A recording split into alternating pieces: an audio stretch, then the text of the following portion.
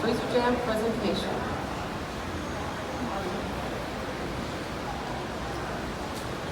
Come on. You want to hear it. Come on.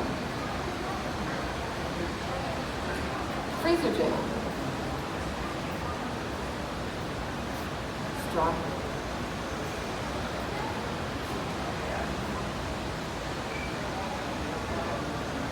You're welcome. All right. Who has wanted to have fresh strawberry jam? Fresh. There you go. So sometimes you can get the strawberries, the big flats of them at the roadside farmer. So I got mine at Costco. So when I get my strawberries, the nice thing about this jam is you can leave the strawberries out on the counter, and actually it's better. Take them from the refrigerator, set them on the counter so that on part of this we have to mix the sugar in to get dissolved. You're not going from a refrigerated strawberry to, sugar where you have to dissolve. So, okay. So here we go. To make, well, first of all, you have to wash your strawberries, let them set and dry. Then you have to pick your strawberry. Now this strawberry, oh here it is. This strawberry is bad. You can see how pitted it is and how black. I don't know. Oh, can you see that? I don't know how black it is. It's just mushy. Don't use this. The other thing is unripe strawberries, and you can tell by the yellow or the white part. These are too bitter and too hard. So then we've got the perfect strawberry.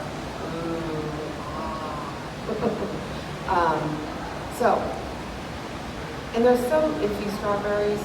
This is close, but it's not mushy. So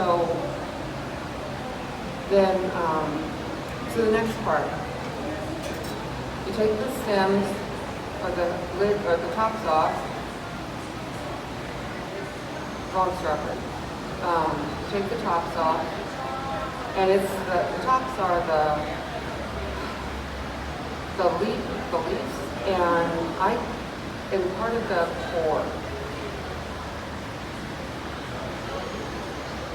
Now the next step is to let's get a couple more.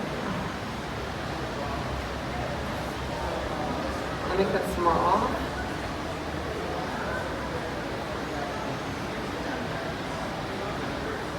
Now the next step is you want to chop up your strawberries and put them in the crushing masher pan that you're going to have. I like to pre-cook them so that there's less to mash.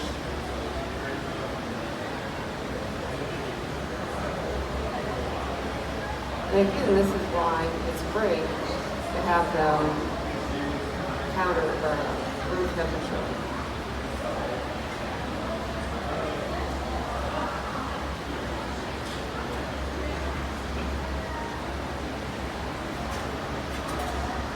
So, in they go. Now, what you want to do is these in layers. This is a common, just a regular whole masher. There's also the mashers that look like a zigzag, but they're all about the same. So you do these in levels, so that, yes, so it's just easier. And you mash it until you really use the desired consistency. Some people like it chunkier, some like it really smooth. I like chunky. Some recipes, you can actually put these in a food processor or a blender. That's really smooth. All right, here we go. About good enough for me. So, let's see. I had some pre-done. Let me do this here. another thing I really like to do, zippies are awesome. And when I chop them up, before I start to mash them, I just put them in a zippy, go in front of the TV, and just smash them.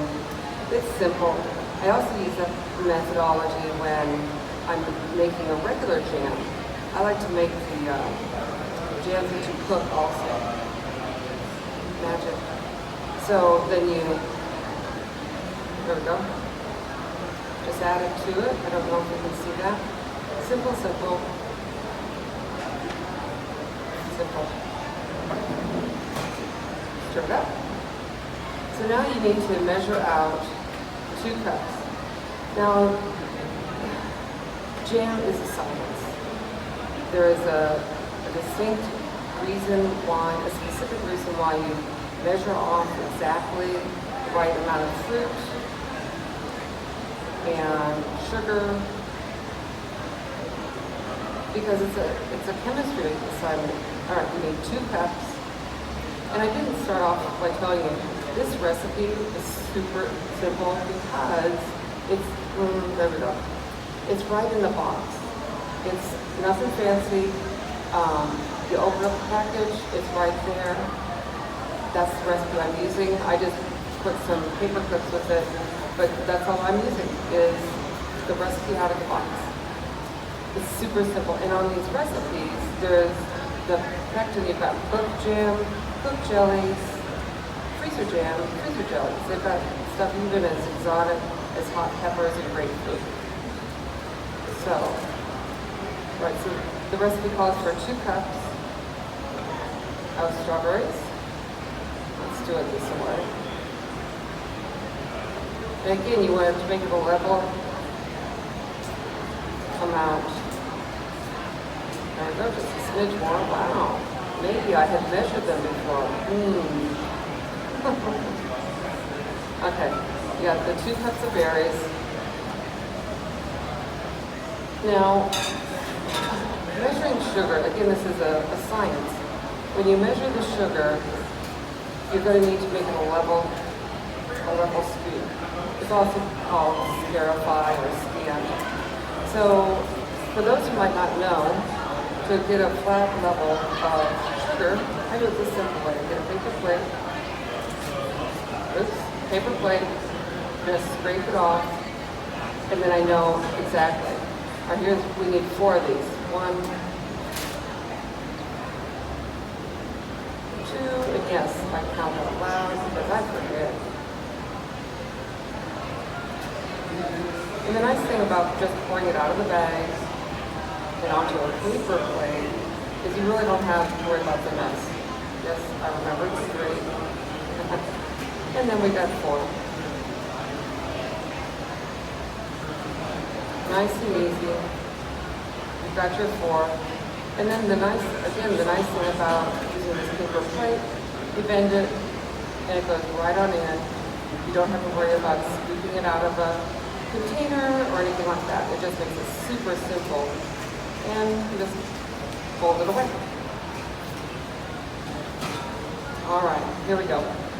So, mix it up. Get it as mixed as possible. Now I found a tip while I was Googling, trying to figure out a recipe, because I had never really made freezer jam before this. Again, I found the best recipe just in the box. Alright, so I'm mixing these, and you'll see, as you mix in the sugar, it's kind of white. It's kind of white. And we'll see, so the tip, here we go. The tip was, to put them in, the whole sugar and strawberries, put them in the microwave for 3 minutes.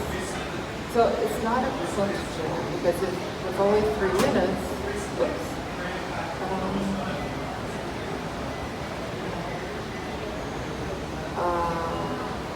start. With a cooked jam, everything comes to a rolling boil. Have you ever made cooked jam? you know, you wait for the rolling boil, and then you put the pectin in for 1 minute. So this makes it easier. And no, I'm not going to talk for the whole 3 minutes. So the reason why you're bringing this to a temperature that just makes it easy. Oh.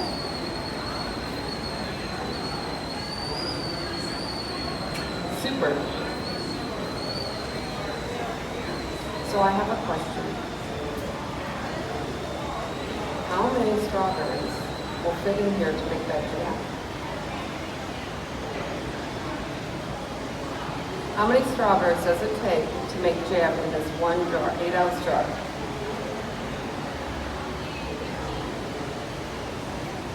Oh, come on. It's worth a guess. Actually, you get a jar or a box of pectin if you're right. Say it again. Not quite. 7.5 strawberries. Well, would you still like a box of pectin? You're welcome. Oh, yes, I do have the microwave on. But it was for 3 minutes. So we'll just pop it out early. Magic. So you'll notice when you pull them out, they're not quite cooked, which is the reason why we have freezer jam. But it's deeper red. And that's how you know that the sugar is dissolving. So you stir, stir, stir. And now we get to that rolling boil part. So we take 3/4 of a cup of water. And again, this is a science experiment. And we won't have to wait for the whole time. And then you open your pectin. And it's real super simple. You just open the box, you open the bag, you put the pectin in, and you bring it to a rolling boil. It's going to be lumpy. You just use a spatula, stir it around, bring it to a rolling boil. Now a rolling boil, as you know, a rolling boil means that it's so hot that every time you stir, the bubbles are still there. So it usually takes a good 2 minutes to make that happen. Magic. We're going to do this. So to your sugar and strawberry mix, you add the pectin and water. Recipe calls for hot surface. Where's that?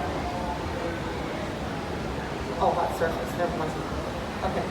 So you mix this up, and the recipe calls for 3 minutes. And basically, right now, that little bit of heat is going to help dissolve that sugar. And as you can see, it's getting darker. Cool. So I'll just mix this up a wee bit. And basically you're mixing it up enough to try to get those sugar crystals dissolved. So you mix. Okay, so we've got some interesting strawberry facts. How many seeds are on the average strawberry? How many seeds are on the average strawberry? 200. There you go. Okay, so how many thousands of pounds of strawberries can you get out of 1 acre, or what season?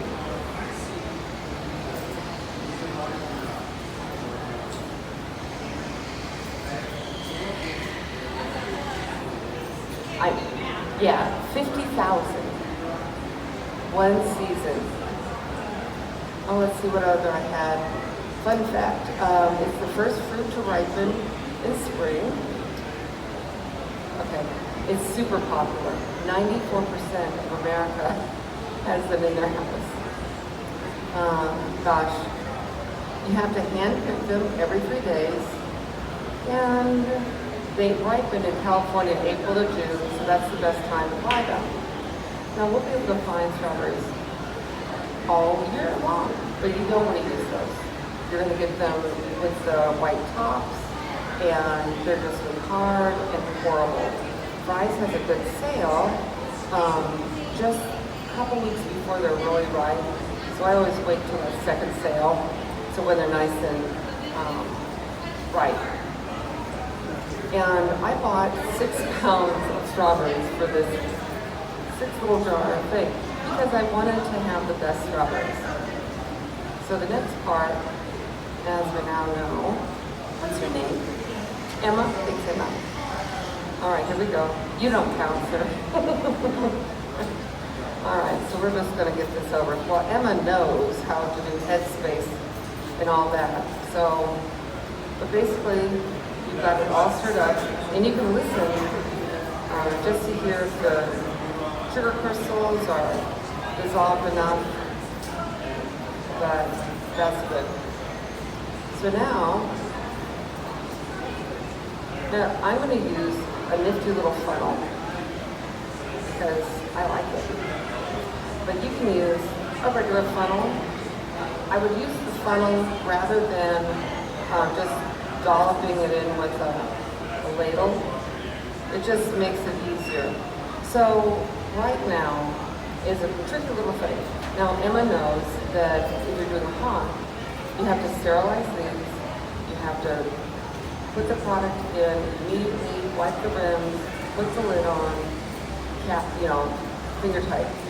Because the pectin in here is at a lower temperature, the recipe calls for you put in all the product, all the strawberry jam, in all the jars. Then you come back and wipe rims and lid. Then you come back and put the lid on with the 3-piece lid.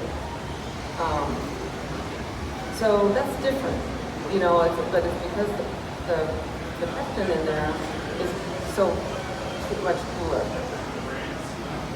All right, here we go. I'm not in the right order. Here we go. Now, I have a fancy, nice little ladle. It doesn't matter. And you'll see that, I'm kind of backwards, that you're going to fill it up to a 1/2 inch. It's called headspace.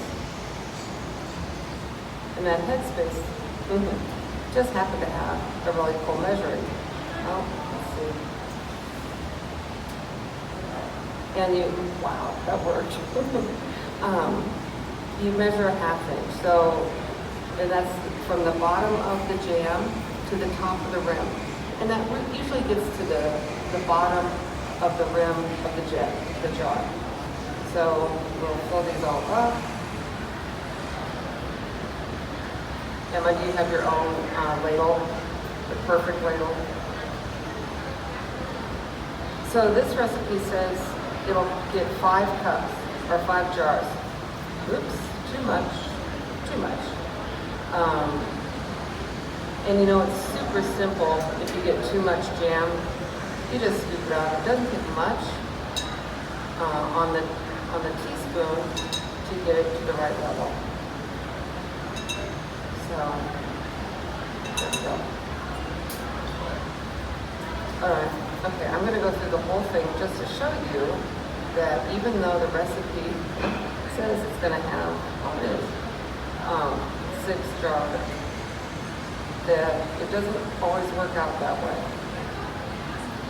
That's what having a yummy spare jar is.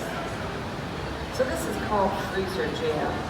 So, like I said, it will go in the freezer and stay there for about 2 months, a year.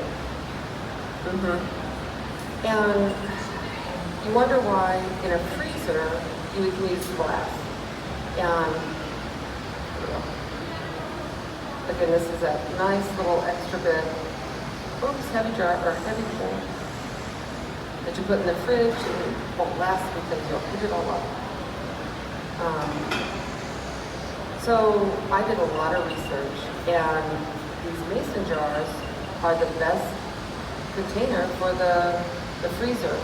And as long as you have that half-inch head space, and that's going to account for any of the expansion. It's just, and any more of that, you get ice crystals. So it's that, again, it's a science, and people have figured it out. So then you take a hot soapy rag. You could also use paper towels. I just happen to have a nice rag.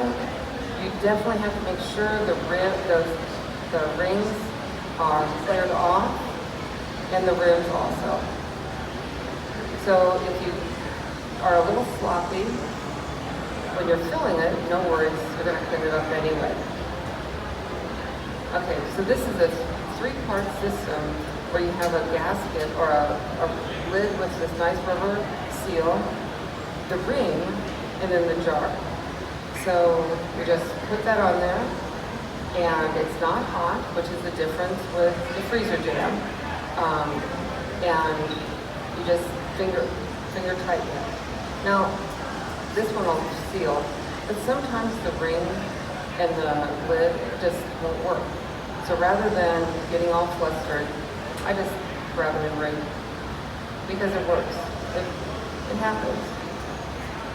So you seal these up, and what you're going to do next is just a real simple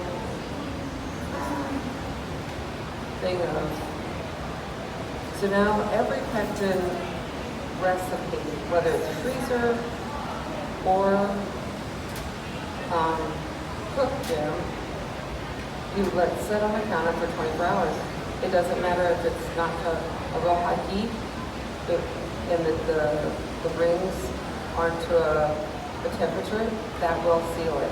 But again, it is a freezer jam, so not shelf stable. Do not put this in your pantry, even for the 3 weeks, anytime. So this is your little extra yum yum. Put it in the fridge, clean up your mess. So again, 24 hours, and then these go in the freezer or the fridge, and definitely your little leftover goes in the fridge. So any questions? Emma?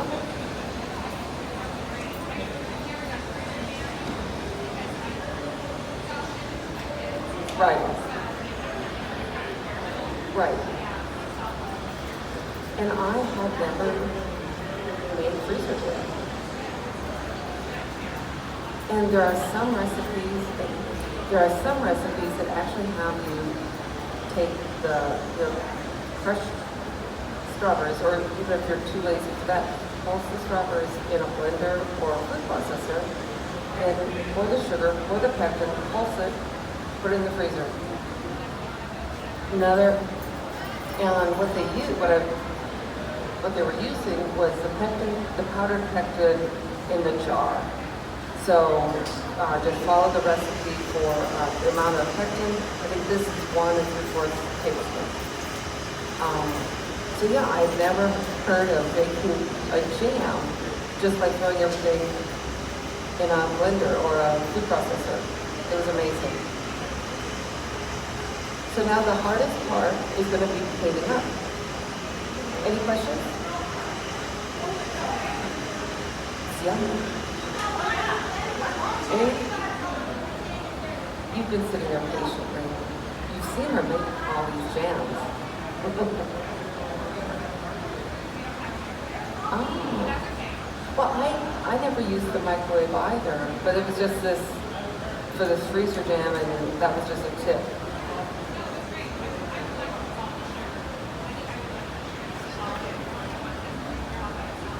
Yeah.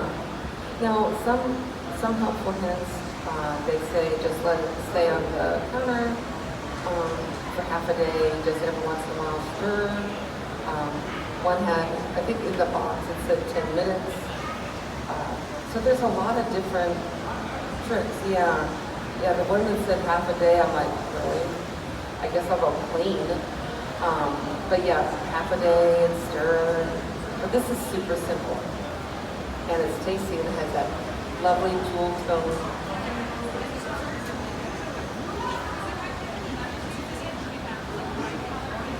And you know, on the recipe in the box, it'll actually call for the cook gem. It'll say to have the a teaspoon or a tablespoon of the lemon. But these really do come out pretty.